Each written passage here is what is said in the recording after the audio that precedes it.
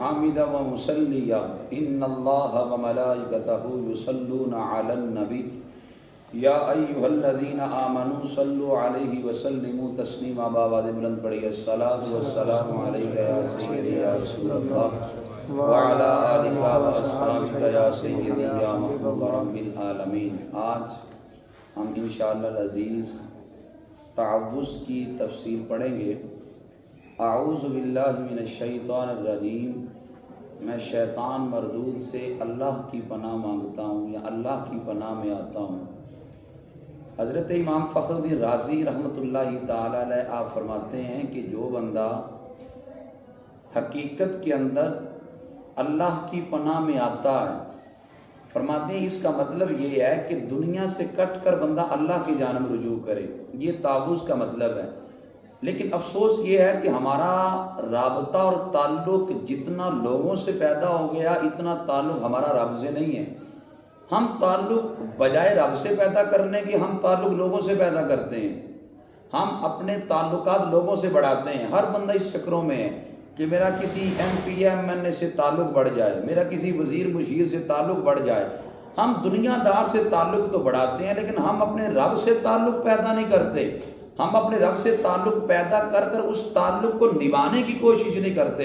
ہم نے اپنی توقعات بھی لوگوں سے لگا رکھی ہیں، ہماری توقعات لوگوں سے وابستہ ہیں، اسی لیے تو مشکل وقت میں ہم لوگوں کے سامنے جا کر ہاتھ پھیلاتے ہیں، ہم لوگوں سے مانگتے ہیں۔ اقبال نے یہی تو کہا تھا، بتوں سے تجھ کو امیدی خدا سے نا امیدی، بتا تو صحیح اور کافری کیا ہے۔ ہمیں بتوں سے امیدیں ہیں، رب سے امید ہی نہیں ہے، ہم لوگوں سے مانگتے پھرتے ہیں، اللہ سے ہماری امید وابستہ رہ ہی نہیں گئی۔ اور اس وجہ سے اقبال کہتے تھے، کیوں منتیں مانگتا ہے اوروں کے دربار سے اقبال، وہ کون سا کام نہیں جو ہوتا نہیں تیرے پروردگار سے۔ وہ رب تعالیٰ ہر کام کرنا جانتا ہے لیکن ہم رب سے تعلق پیدا ہی نہیں کرتے۔ تعوذ کا مطلب یہ ہے کہ لوگوں سے کٹ کر ففروا الی اللہ، اللہ سے تعلق پیدا کرو، یہ تعوذ کا مطلب ہے۔ تعوذ کا مطلب یہ ہے کہ ہم شیطان مردود سے اللہ کی پناہ میں آتے ہیں۔ اب جن جب شریر ہو جاتا ہے، جن جب برا ہو جاتا ہے تو وہ شیطان بن جاتا ہے۔ تعوذ ہمیں بتاتا ہے کہ جنوں کا وجود ہے، جنوں کا انکار نہیں کیا جا سکتا۔ حضرت امام غزالی رحمۃ اللہ تعالی علیہ کے ہم اثر ہیں زمخشری۔ زمخشری بہت بڑا امام گزرا ہے۔ زمخشری جنوں کے وجود کو نہیں مانتا تھا، جنوں کا انکار کرتا تھا۔ زمخشری قرآن کی تفسیر لکھ رہا تھا، حضرت امام غزالی جانتے تھے کہ یہ زمخشری جنوں کے وجود کا انکار کرتا ہے۔ حضرت امام غزالی نے اس کو سمجھانے کا کیا طریقہ کار اپنایا۔ حضرت امام غزالی رحمۃ اللہ تعالی علیہ آپ جنوں کو فرمانے لگے کہ زمخشری جو تفسیر لکھ رہا ہے نا، اس تفسیر کو چپکے سے لے آؤ۔ جن گئے اور جا کر زمخشری کی اس تفسیر کو اٹھا کر لے آئی امام غزالی کی بارگاہ میں۔ حضرت امام غزالی نے اس تفسیر کو نقل کر کے تفسیر واپس کر دی، جنہوں نے جہاں سے لی تھی وہاں پہ جا کے رکھ دی۔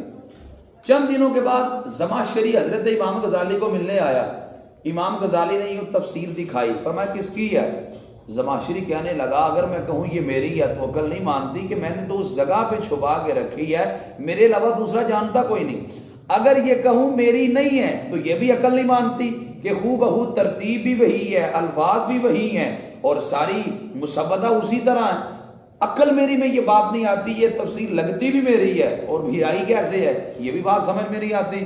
امام غزالی فرماتے ہیں نسخہ تیری تفسیر کا ہے اور یہ جن میرے پاس لے کر آئے ہیں۔ جب اتنے لفظ زمخشری نے سنے وہ کہنے لگا، ہاں جنوں کا وجود ہے، جنوں کا انکار نہیں کیا جا سکتا۔ میں یہاں یہ بات بھی کرنا چاہتا ہوں کہ سر سید احمد خان ہمارے دنیا کے اندر اس کی خصوصیات پہ نوٹ لکھے جاتے ہیں اور یہ سمجھا جاتا ہے کہ شاید سر سید احمد خان دین کا بڑا خدمت گزار تھا اور شاید دین کے اندر اس کے بڑے عظیم کارنامے ہیں۔ میں کہتا ہوں سر سید احمد خان پرلے درجے کا ملحد آدمی تھا، دین دشمن انسان تھا کہ وہ جنوں کے وجود کا انکار کرتا تھا، وہ فرشتوں کے وجود کا انکار کرتا تھا، وہ جنت کا انکار کرتا تھا، وہ جہنم کا انکار کرتا تھا۔ جو دین کی اتنی بنیادی باتوں کا انکار کرتا ہو تو مجھے بتائیں پھر کیسے یہ سوچا بھی جا سکتا ہے کہ وہ مسلمان ہے۔ اب پرلے درجے کا وہ ملحد آدمی تھا۔ سر سید نے گھر کے اندر کتا پالا تھا، ایک طالب علم اس کو ملنے کے لیے آیا تو اس نے پوچھا یہ تو نے کتا کیوں پال رکھا ہے؟ سر سید کہنے لگا کہ نبی علیہ السلام کا فرمان ہے جس گھر میں کتا ہوتا ہے رحمت کے فرشتے نہیں آتے، تو میں کہتا ہوں نہ فرشتہ آئے گا نہ میں مروں گا، یوں ہمیشہ ہی زندہ رہوں گا۔ وہ طالب علم بڑا حاضر دماغ تھا، طالب علم کہنے لگا ہاں حضور کا فرمان ہے کہ جہاں پہ کتا اور رحمت کے فرشتے نہیں آتے، اور جب غضب کے فرشتے کتے کی روح قبض کرنے آئیں گے تیری بھی ساتھ ہی لے کر جائیں گے۔ اتنی بات کی تو اسے منہ کی کھانی پڑی۔ اب اس وجہ سے سر سید احمد خان دین دشمن انسان تھا۔ اب جنوں کے وجود کا میں کہتا ہوں قرآن کے اندر سورہ جن کے موجود ہوتے، جنوں کا انکار کرنا حماقت اور بے وقوفی نہیں تو اور کیا ہے۔ قرآن مقدس کے اندر جنوں کا تفصیل کے ساتھ ذکر ہونے کے باوجود اگر کوئی جنوں کا انکار کرے وہ تو محض بے وقوف انسان ہے۔ تو تعوذ کے اندر ایک تو جنوں کے وجود کا اقرار کیا گیا اور اس کو ثابت کیا گیا کہ جن موجود ہیں، اور جن جب شریر ہو جاتا ہے تو اسی کو شیطان کہتے ہیں۔ اور نمبر 3، اس تعوذ سے ہمیں شیطان کے حربوں کا پتہ چلتا ہے کہ شیطان کس کس انداز میں انسان پر حملہ آور ہوتا ہے، کس کس انداز میں وہ انسان پہ حملہ کرتا ہے۔ جناب نوح علیہ السلام جب کشتی یہ نوح جودی پہاڑ سے لگی تو حضرت نوح علیہ السلام کشتی سے اترے تو شیطان آ گیا۔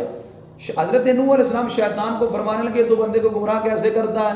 شیطان کہنے لگا بندہ جب بخیل ہو جاتا ہے تو ہم بندے سے یوں چمٹ جاتے ہیں کہ جس طرح بندہ کسی چیز سے چمٹ جاتا ہے، ہم یوں شیطان کہتا ہے انسان سے چمٹ جاتے ہیں اور ہم اسے گمراہ کرنے لگتے ہیں۔ اور پھر تفسیر عزیزی کے اندر حضرت شاہ عبد العزیز محدث دہلوی رحمت اللہ تعالی علیہ نے بڑی عجیب بات لکھی اور بڑی قابل غور ہے، دل کے کانوں سے سننا۔ حضرت موسیٰ علیہ السلام اللہ تعالیٰ سے ہم کلام ہونے کے لیے کوہ طور پہ جا رہے تھے تو راستے میں شیطان بیٹھا رو رہا تھا۔ یہاں سے پتہ چلتا کہ ہر رونے والا سچا نہیں ہوتا، عورتیں رو کر اپنے آپ کو سچا ثابت کر لیتی ہیں، تو ہر رونے والا سچا نہیں ہوتا جب تک تحقیق نہ کر لی جائے آیا اس معاملے میں کتنی صداقت ہے۔ شیطان بیٹھا رو رہا ہے، جناب موسیٰ علیہ السلام نے وجہ پوچھی کہ تیرے رونے کی وجہ کیا ہے؟ شیطان کہنے لگا میں نے آدم علیہ السلام کو سجدہ نہیں کیا، میں نے اللہ کا حکم نہیں مانا، مجھے احساس ہو گیا ہے کہ میں نے غلطی کی ہے۔ آپ رب کی بارگاہ میں جا رہے ہیں اللہ سے ہم کلام ہونے کے لیے، رب تعالیٰ سے پوچھئے گا کیا میرے لیے معافی کی گنجائش ہے کہ نہیں؟ جناب موسیٰ علیہ السلام رب کی بارگاہ میں ہم کلام ہونے کے لیے گئے، رب تعالیٰ سے پوچھا تو رب نے فرمایا پیارے موسیٰ اگر شیطان آج بھی آدم علیہ السلام کو سجدہ کر لے تو میں آج بھی معاف کرنے کو تیار ہوں۔ حضرت موسیٰ علیہ السلام نے آ کر شیطان کو بتایا، شیطان نے جب یہ سنا تو کہنے لگا اے موسیٰ رب سے جا کر پوچھئے میں کس کو سجدہ کروں، آدم علیہ السلام تو دنیا پہ نہیں، میں کس کو سجدہ کروں؟ حضرت موسیٰ علیہ السلام دوبارہ گئے، رب تعالیٰ نے فرمایا اگر وہ آج بھی جا کر آدم علیہ السلام کی قبر کو سجدہ کر دے تو میں آج بھی معاف کرنے کو تیار ہوں۔ جس وقت حضرت موسیٰ علیہ السلام آئے شیطان اسی جگہ بیٹھا رو رہا تھا، آ کر بتایا آج بھی اگر تو جا کر حضرت آدم کی قبر کو سجدہ کر رہے تو رب معاف کرنے کو تیار ہے۔ اتنے لفظ جب شیطان نے سنے تو آنسو پونچھ کر غصے میں آ کر کہنے لگا میں نے زندہ کو سجدہ نہیں کیا، مردے کو سجدہ کیسے کروں گا؟ یہاں سے پتہ چلتا ہے جو آج لوگ انبیاء کو معاذ اللہ ثم معاذ اللہ مردہ مانتے ہیں، غور تو کرے ان کا کنیکشن کہاں پہ جا کے ملتا ہے۔ اور یاد رکھیں یہاں سے یہ بات روزے روشن کی طرح عیاں ہو گئی کہ نبیوں کو مردہ ماننا یہ شیطان کا کام ہے، نبیوں کو زندہ مارنا میری سرکار کا فرمان ہے۔ نبی علیہ السلام نے فرمایا الانبیاء احیاء فی قبورہم یصلون، انبیاء قبروں میں زندہ ہیں نمازیں بھی ادا کرتے ہیں۔ اب شیطان نے حضرت موسیٰ علیہ السلام کو کہا آپ نے میری بات جو میں چاہتا تھا وہ کی، آپ کا مجھ پہ احسان ہے، اب میں آپ کو کچھ باتیں بتانا چاہتا ہوں۔ موسیٰ علیہ السلام فرمانے لگے ہاں بتا کیا کہنا چاہتا ہے؟ شیطان کہنے لگا پہلی بات یہ ہے کہ انسان جب غصے کی حالت میں ہوتا ہے، شیطان نے کہا 3 موقعوں پر ہم انسان پہ حملہ زیادہ کرتے ہیں۔ اب وہ 3 موقع بڑے اہم ہیں۔ اب شیطان جو 3 موقع بتا رہا ہے، پتا چلا ہمیں ان موقعوں کو سمجھ کر ان سے بچنا چاہیے تاکہ شیطانی حملوں سے ہم بچ سکیں۔ شیطان موسیٰ علیہ السلام سے کہنے لگا جس وقت انسان غصے کی حالت میں ہوتا ہے، شیطان کہتا ہے اس وقت بجائے اس کے خون میں گردش کرنے کے ہم پورے جسم میں بھی گردش کرتے ہیں۔ تو تو یوں شیطان کہتا ہے جب بندہ غصے میں ہوتا ہے تو اس کی لگام ہمارے ہاتھ میں ہوتی ہے، ہم جو مرضی اس کے منہ سے نکلوا دیں۔ مجھے بتائیں ہاں ذرا بول کے، معاشرے کے اندر کیا طلاق خوشی کے اندر ہوتی ہے یا غصے کے اندر ہوتی ہے؟ طلاق یقیناً غصے کے اندر ہوتی ہے۔ اب بندہ طلاق دینے کے بعد کہتا ہے جی مجھے تو پتہ ہی نہیں چلا کہ میں نے بیوی کو طلاق دے دی، میری بیوی نکاح سے نکل گئی۔ پھر جا کر علماء کے پاس جا کر اپنے دکھ درد کو بیان کرتا ہے اور کہتا ہے جی میرے لیے قرآن نکالیں۔ اب تیرے لیے شریعت تو راہ تب نکالتی تھی جب تو طلاق دینے سے پہلے شریعت کے مسائل سیکھتا۔ ظلم ہم تو یہ کرتے ہیں اپنی جانوں پہ کہ شریعت کے مسائل سیکھتے نہیں، جب پانی سر سے گزر جاتا ہے پھر ہم علماء کو کہتے ہیں کہ ہمارے لیے کوئی شریعت میں راہ پیدا کرو۔ علماء شریعت بناتے نہیں ہیں، علماء شریعت بتاتے ہیں۔ کیا مطلب علماء کو یہ نہ کہنا ہمارے لیے کوئی راہ نکالو جب شریعت نے راہ رکھی نہ ہو، علماء تمہارے لیے کہاں سے بھی راہ نکالیں؟ یہ تو ضروری تھا کہ نکاح کے بعد طلاق کے مسائل سیکھنا فرض ہو جاتا ہے تاکہ بندہ طلاق کے مسائل سیکھے، اور تاکہ طلاق اگر ضرورت کے پیش نظر دینی بھی پڑے، ایک دے دو دے، ضروری ہے 3 سے نیچے ہمارا کام ہی نہیں چلتا۔ اب غصے کے اندر طلاقیں ہوتی ہیں۔ حضرت امام جعفر صادق رضی اللہ تعالیٰ عنہ وہ فرمایا کرتے تھے کہ غصہ ہر برائی کی چابی ہے۔ غصے سے بچنا کتنا ضروری ہے۔ کسی نے حضرت عبداللہ بن مبارک سے پوچھا تھا حسن اخلاق کو 2 لفظوں میں بیان کرو۔ حضرت عبداللہ بن مبارک فرمانے لگے غصے کو چھوڑ دینا ہی اچھا اخلاق ہے، کہ جو بندہ غصے کو چھوڑ دیتا ہے فرمایا سمجھ لو کہ اس کا اخلاق بڑا اللہ ہے۔ لیکن آج بڑی بڑی بیماریاں نا دنیا کے اندر، بلڈ پریشر کی بیماری ہے، شوگر کی بیماری ہے، بڑی بڑی بیماریاں ہیں، لیکن اس وقت ہر بندے کو جو بیماری لگی ہوئی ہے الا ماشاءاللہ اکثر کو جو بیماری لگی ہے وہ ہے آوازاری کی بیماری۔ ہر بندہ آوازار ہے، ہر بندہ۔ آپ کسی کو بات کر کے دیکھیں مزاج بن گیا ہے اینٹ کا جواب پتھر سے دینے کا، یہ مزاج ہے۔ جھگڑے ہمارے معاشرے میں کیوں ہوتے ہیں؟ بھائی اس نے مجھے گالی دی، اچھا میں کہتا ہوں اس نے گالی دی ہے تو تیرا ہاتھ اتر گیا ہے، تیری ٹانگ اتر گئی ہے، آنکھ نکل گئی ہے، اگر اس نے گالی نکالی ہے تو مجرم شریعت کا وہ ٹھہرا ہے۔ حضرت عیسیٰ علیہ السلام گزر رہے تھے تو یہود نے جناب عیسیٰ علیہ السلام کو برا کہا، تو حضرت عیسیٰ علیہ السلام نے آگے سے دعائیں دی۔ لوگوں نے کہا حضرت عیسیٰ علیہ السلام سے یہود نے آپ کو برا کہا، آپ نے الٹا ان کو دعائیں دی، اس کی کیا وجہ ہے؟ حضرت عیسیٰ علیہ السلام فرمانے لگے جو برتن کے اندر ہوتا ہے باہر بھی وہی آتا ہے۔ فرمایا ان کے اندر گند ہے، گند ہی باہر نکلا ہے، میرے اندر نور ہے تو نور ہی باہر نکلا ہے۔ جو بندہ بات بات پہ گالی نکالتا ہے، گالی نکالنا جس کا تقیہ کلام ہے، تو ہمیں بدلہ لینے کی ضرورت کیا ہے؟ اس بندے کے اندر ہے ہی گند، تو گند سے خیر کی کیا توقع ہے؟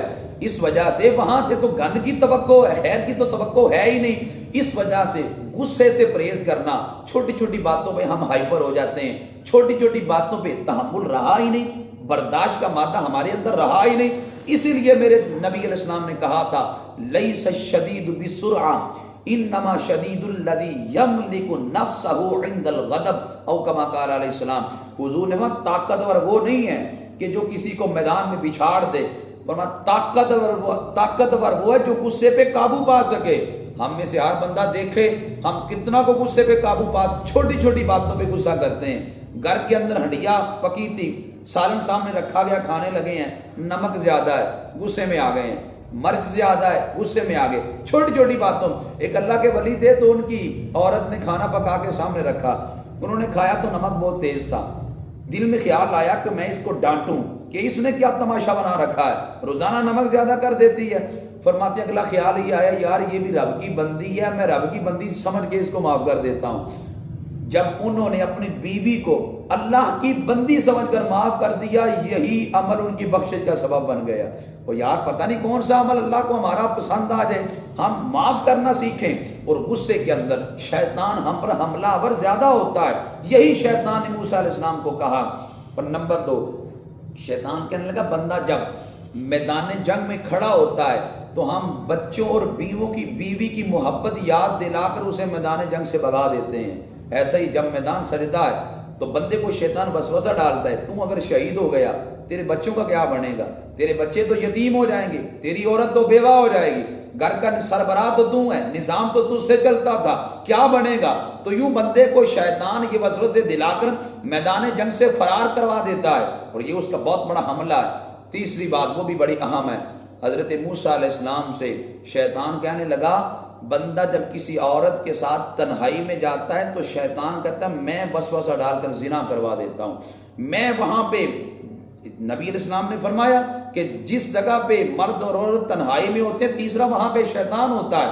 لیکن آج میں نے بڑے بڑے مذہبی لوگوں کو دیکھا ہے, بڑے بڑے لوگوں کو دیکھا ہے, وہ کہتے ہیں ہمیں اپنے نفس پہ بڑا اعتماد ہے, اس وجہ سے ہم سے گناہ سرزد نہیں ہوتا, ہم بڑے نیک ہیں, ہم تہجد گزار ہیں, ہمیں اپنے نفس پہ بڑا اعتماد ہے. یاد رکھے ٹھیس اعتماد کو ہی پہنچتی ہے, جہاں بندہ اعتماد نہ کرے وہاں ٹھیس کیا پہنچتی ہے. اب یہ کہنا کہ میں شاید عمر کے اس حصے میں پہنچ چکا ہوں لہٰذا میرے اوپر شیطانی حملہ نہیں ہو سکتا, یاد رکھنا عمر کے کسی حصے میں بھی جا کر شیطانی حملوں سے مطمئن نہ ہو جانا, وہ بڑوں بڑوں کو الٹا کر دیتا ہے اور نہیں دیکھتا یہ عمر کے کس حصے میں ہے. مجھے بتائیں کیا بوڑھے ہو جاتے ہیں, کیا ان کی جب شہوت ماند بڑھ جاتی ہے اس کے باوجود بھی کیا وہ برے کاموں سے بعد آ جاتے ہیں؟ آپ باہر نکل جائیں, بوڑھے ہو چکے ہیں لوگ, چلنے کے قابل نہیں ہیں, بیٹھ کر تاش کھیل رہے ہیں, اور بھائی یہ عمر ہے تمہاری تسبیح پکڑنے کی, یہ عمر ہے تمہاری اللہ کا ذکر کرنے کی, یہ عمر ہے تمہاری تہجد پڑھنے کی, لیکن اس عمر میں جا کر تاش کھیلنا اس کا کیا معنی ہے؟ وجہ یہ ہے کہ اندر نفس بڑا مضبوط ہے, لوگ مطمئن ہو جاتے ہیں شیطانی عملوں سے. مطمئن نہ ہونا ہمارے لیے سیرت حضرت سعید بن مسیب کی یہ بات بھی ہے. حضرت سعید بن مسیب رضی اللہ تعالیٰ عنہ خیر التابعین ہیں, عظیم تابعی ہیں. غور کرنا جملے پہ, سعید بن مسیب فرمایا کرتے تھے میری 80 سال عمر ہے, غور کریں 80 سال عمر ہے, اور فرمایا ایک آنکھ کی بینائی بھی جا چکی ہے. فرمایا اس عمر کے حصے میں آ کے بھی اپنے نفس پر سب سے زیادہ جو خطرہ محسوس کرتا ہوں وہ ایک عورت کا خطرہ محسوس کرتا ہوں. وہ اتنے عظیم تابعی ہو کر, اتنے صحابہ کی زیارت کر کے بھی انہیں اپنے نفس پر خطرہ ہے شیطان حملہ نہ کر دے. آج میں اور آپ کیوں مطمئن ہو گئے کہ ہم پر شیطان حملہ نہیں کر سکتا؟ شریعت سب کے لیے ایک ہے, پیر کے لیے بھی وہی شریعت ہے, مرید کے لیے بھی وہی شریعت ہے, اور عالم کے لیے بھی وہی شریعت ہے, ہر شاگرد کے لیے بھی وہی شریعت ہے. شریعت کا پیمانہ سب کے لیے یکساں ہے, ہر ایک کو شریعت کے پیمانے پہ عمل کرنے کی ضرورت ہے. کوئی بندہ شریعت سے بالا تر نہیں ہے. جو عورتیں اپنے پیر کے پاس جاتی ہیں اس پیر سے پردہ کرنا ضروری ہے. میرے امام محمد رضا نے فتاوی رضویہ شریف کے اندر لکھا کہ فرمایا عورت اپنے پیر سے بھی پردہ کرے, مت وہ سمجھے یہ میرا باپ ہے, ہاں روحانی باپ کا وہ درجہ ضرور رکھتا ہے لیکن اس سے بھی پردہ کرنا عورت کے لیے ضروری ہے. اور پھر ان 3 حملوں سے شیطان حملہ آور انسان پہ ہو جاتا ہے. اور یہ تابوس کا معنی مفہوم تھا جو میں نے آپ کی خدمت میں عرض کیا. اور حضرت امام حسن بصری رضی اللہ تعالیٰ عنہ آپ فرماتے تھے جو بندہ حضور قلب کے ساتھ شیطان سے پناہ مانگتا ہے تو فرمایا اللہ تعالیٰ انسان اور شیطان کے من 300 پردے ڈال دیتا ہے, اور ایک پردے کا فاصلہ زمین و آسمان کے درمیان تک کا ہے. صدق کے دل کے ساتھ, حضور قلب کے ساتھ جو شیطان سے پناہ مانگتا ہے اللہ اسے پناہ دیتا ہے. اور اس وجہ سے, اور اللہ کہتا ہے جب بھی تم قرآن کی تلاوت کا آغاز کرو تو تعوذ سے ابتدا کرو. جب بندہ تعوذ پڑھتا ہے شیطان دفع ہو جاتا ہے, اللہ کی رحمتوں کا نزول ہوتا ہے. جب اللہ کی رحمتیں برستی ہیں تو پھر قلب میں بھی نور آتا ہے, سرور آتا ہے, پھر زندگی میں انقلاب آتا ہے. دعا کرتا ہوں اللہ مجھے اور آپ کو ان باتوں پہ توفیق عمل عطا فرمائے. وما علی الا البلاغ المبین.